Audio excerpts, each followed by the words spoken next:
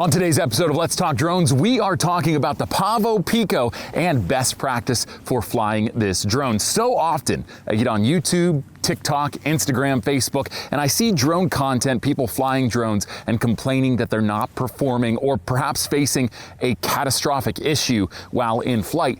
And while there are some problems that are legitimate, a lot of them have to do with the fact that pilots are flying their drones in manners that they're not meant to be flown. And one question I've gotten a lot about the Pavo Pico is, what's the flight performance like on something this tiny? We're gonna talk about that and how you should be flying your Pavo Pico on this episode of Let's Talk Drones. Let's get to it.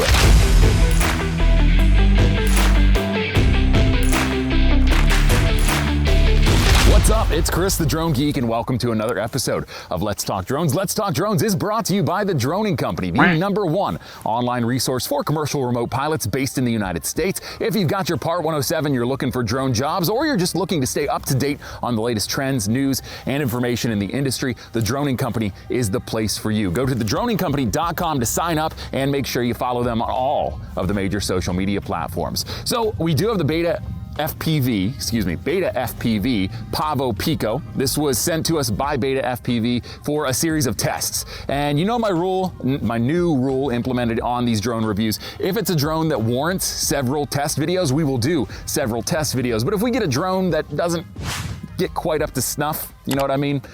It gets one video and then we're done. This is a drone that I would deem worthy of multiple videos because I've had a lot of fun flying this and it's effective at what it does.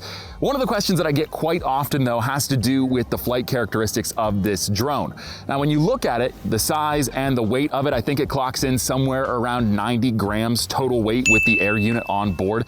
It really looks tiny and possibly easily compromised by the wind and other elements. And while that is true, I am extremely impressed with the flight performance on this drone for its category and its size. Plus, it's super flexible because it is a tinywhoop. It's got the duck guards, meaning you can fly it in a lot of scenarios that you wouldn't be able to fly something like a 5-inch like this. So again, we have to keep our expectations set when it comes to flying this drone. Is it going to be something that we can do a lot of tricks with? Is it something that we're gonna fly through tighter gaps, more cinematic styles of flight? That's all stuff we're gonna find out on today's video. So let's go ahead and put this in the air, just fly it around and I'll show you what I mean.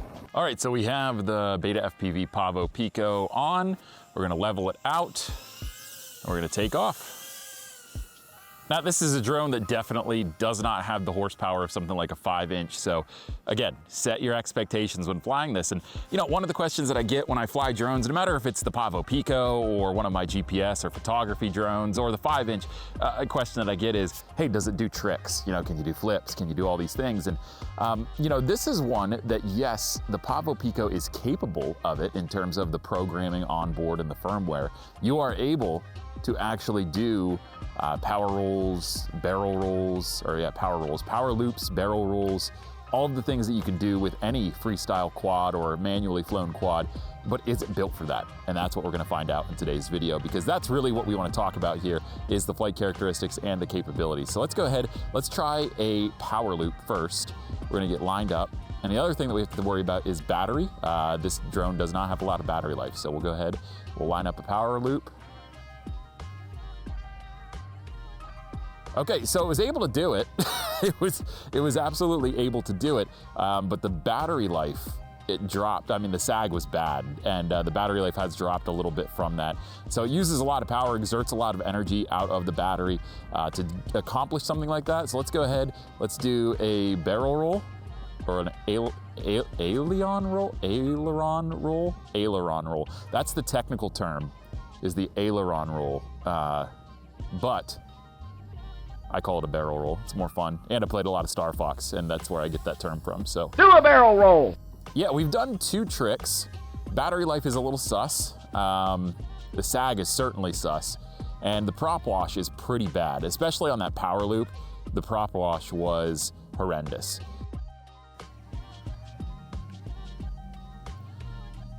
Again, doable, not necessarily the smoothest thing in the world.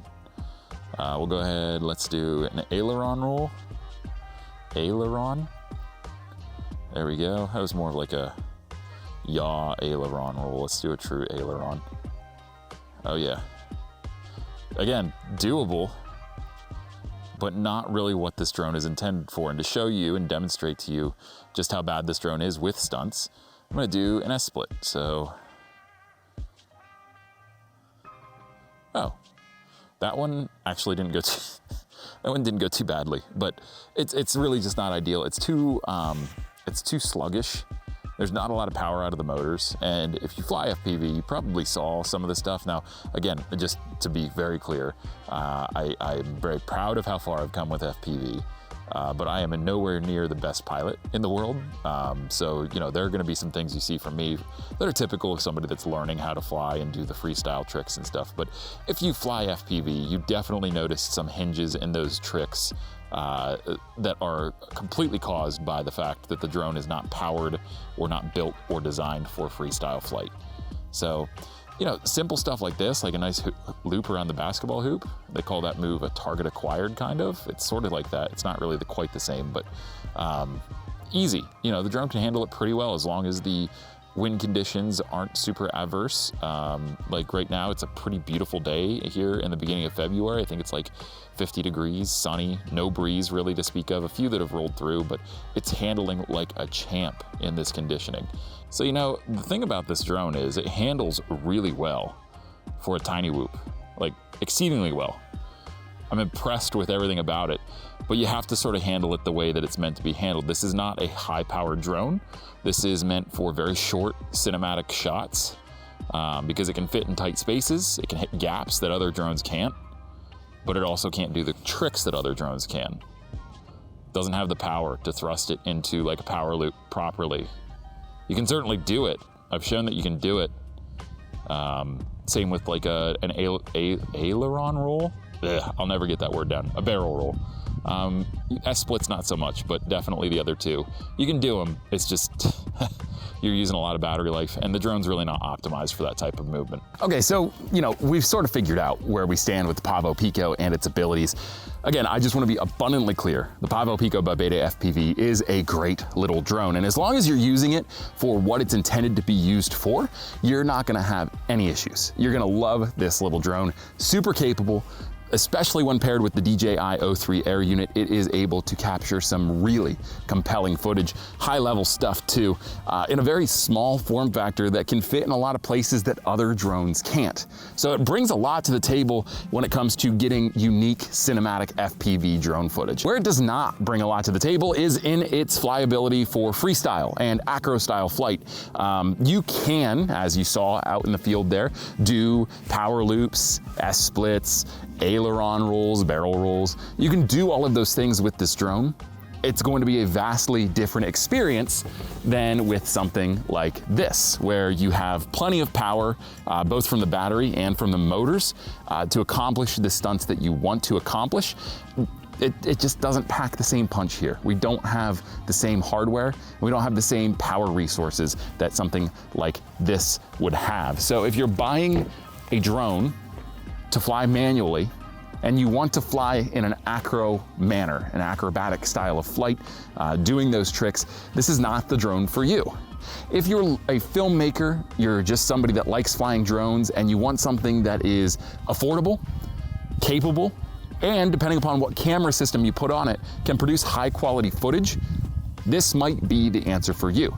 One of the only weaknesses with this, if you're looking for something that flies a little bit more steady, a little bit more controlled manner, is the power resource. You're using 2S batteries here. We're using a Tattoo 450 milliamp hour battery, and the discharge rate is 95. I was happy with the flight time that I got out of this. After breaking some of these batteries in, I'm now getting around 3.5 minutes of flight time. It's better than what I was getting when I first got the Pavo Pico and all the batteries for it. I was getting anywhere between 1.5 and maybe 2.5 minutes on a really, really good day. Now I'm pushing 3.5 minutes, and it's better than it was, but it's still not great. So if you need a lot of room for error per flight in terms of flight time, again, maybe don't want to consider this drone. Something a little bit larger that can carry a larger capacity battery may fit the bill better for you. But what do you think? Let me know down in the comments below. Like I said, I really like the Pavo Pico. I think that's no mystery at this point. This has been a drone that I've really enjoyed flying. And as I said while I was flying it, this is one of my favorite flyers, perhaps my favorite flyer out of all the drones that I have right now.